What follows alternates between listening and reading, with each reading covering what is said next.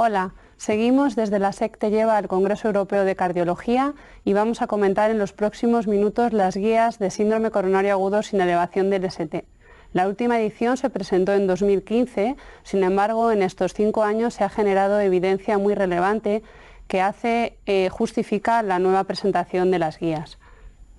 Voy a referirme a las novedades en cuanto al diagnóstico, a la estratificación de riesgo, al tratamiento antitrombótico, al tratamiento invasivo y por último hablaré de las nuevas secciones y conceptos.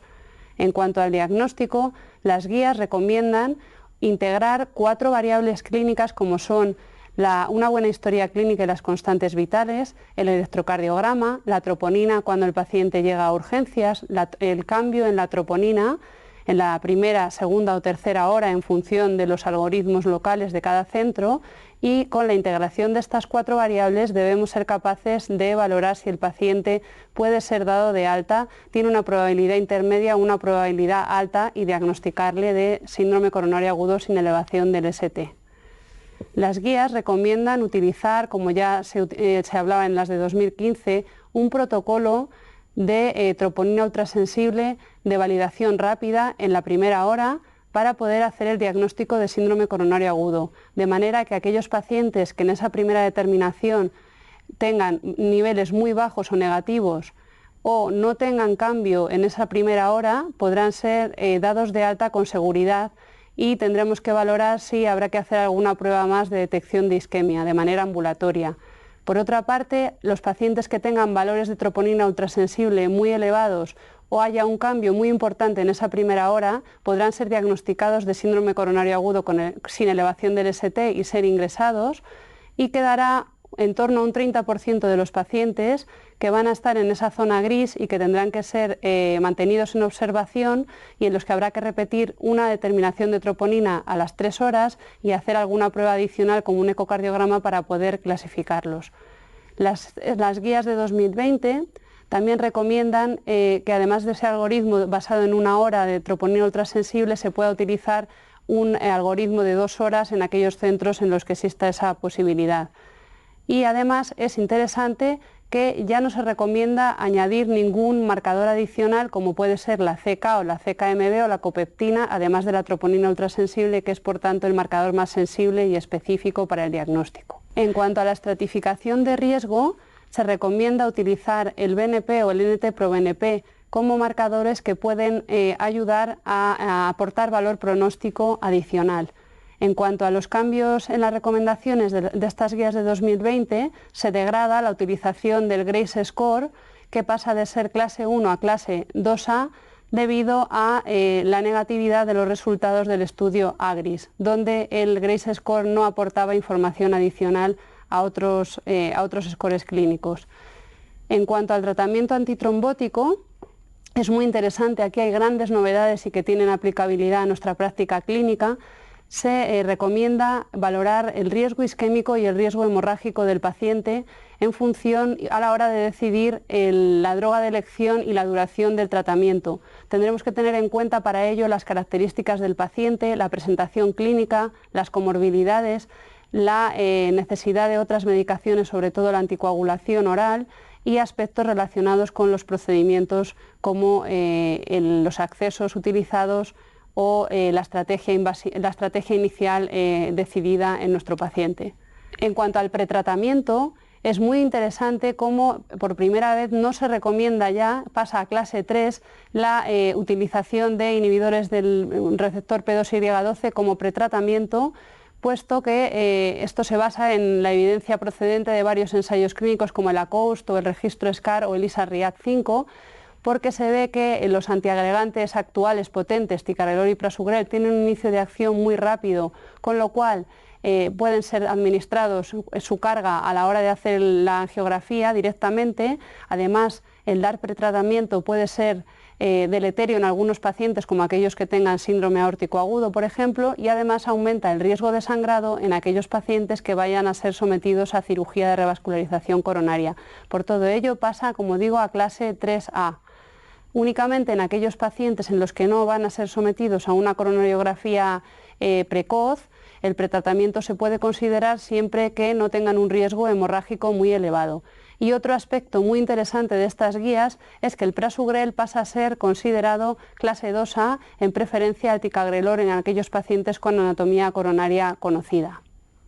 En cuanto a la duración del tratamiento antitrombótico, hay que destacar que es el riesgo hemorrágico el que va a determinar estas recomendaciones, la elección del tratamiento y su duración.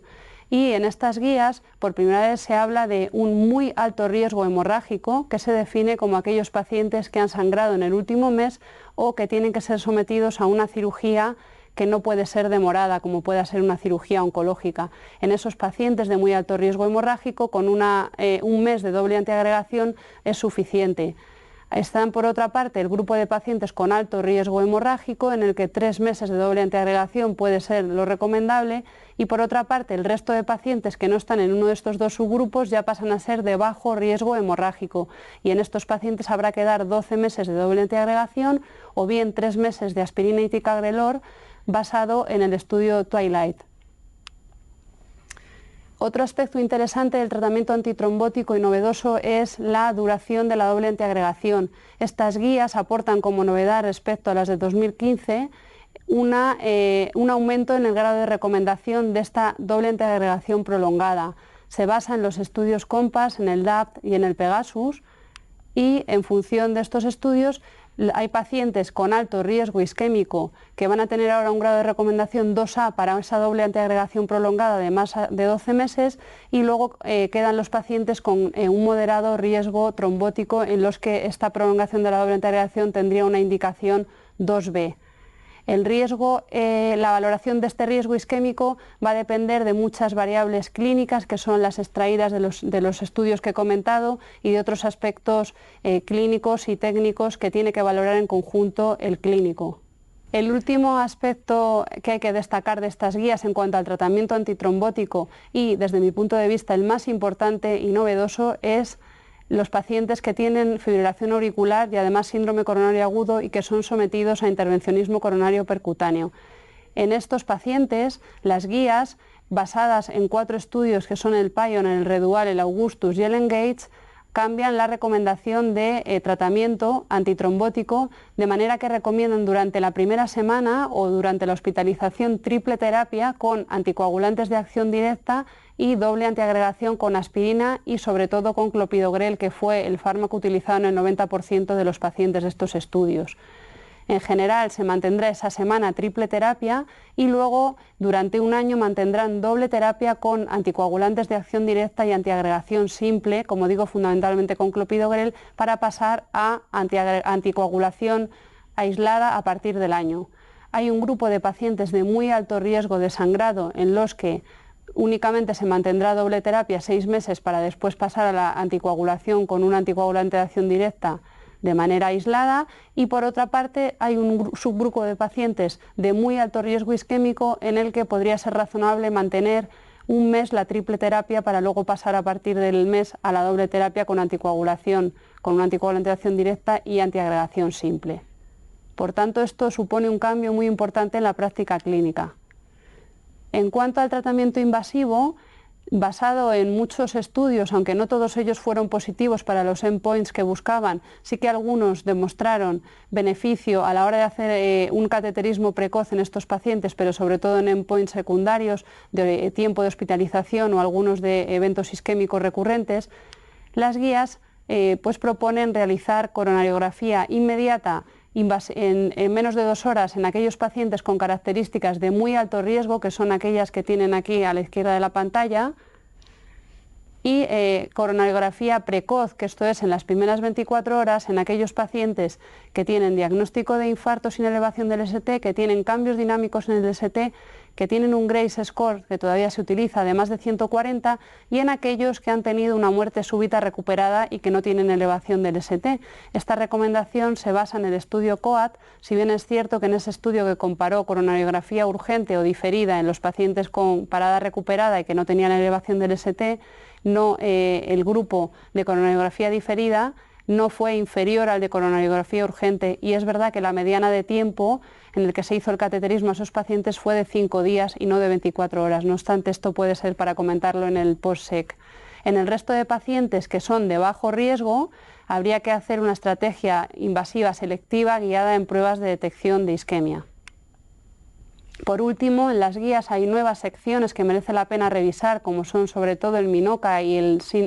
la disección coronaria espontánea, con tablas muy interesantes. Como veis, la disección coronaria espontánea analiza el tipo de disección para decidir el tratamiento en función de si es obstructiva o no es obstructiva. Se recomienda tratamiento médico óptimo en aquellas disecciones espontáneas que no son obstructivas, utilizar las pruebas de imagen intracoronaria como el IBUS y la OCT, y en aquellos casos en los que se tiene una disección obstructiva habría que hacer intervencionismo coronario percutáneo o cirugía en función de la anatomía coronaria y de las características del centro.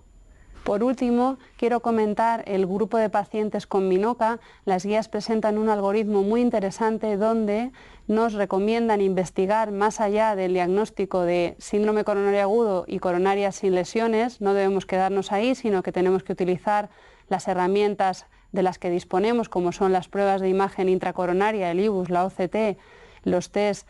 funcionales para detectar enfermedad de la microvasculatura y sobre todo la resonancia magnética, que pasa a ser de clase 1 y que va a ser capaz de diagnosticar al 85% de estos pacientes, y de esa manera podremos afinar en el diagnóstico y orientar las recomendaciones de tratamiento a la patología específica. Como conclusiones más importantes de estas guías,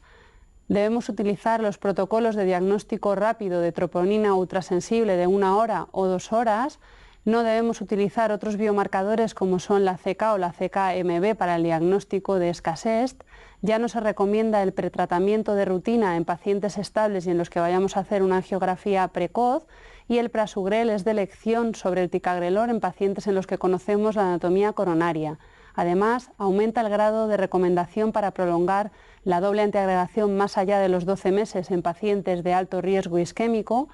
Muy importante, los pacientes que tengan indicación de anticoagulación por fibrilación auricular y síndrome coronario agudo. El tratamiento de elección es la triple terapia antitrombótica con un anticoagulante de acción directa durante 1 semana y posteriormente anticoagulantes de acción directa y clopidogrel durante 1 año, para luego mantener la anticoagulación oral a partir del año. Se recomienda el tratamiento invasivo dentro de las primeras 24 horas y se definen qué grupos de alto riesgo es en los que se debe cumplir. Y por último, se habla de nuevas secciones, dándole mucha importancia al MINOCA y a la disección coronaria espontánea. Muchas gracias. Seguimos en SEC te lleva.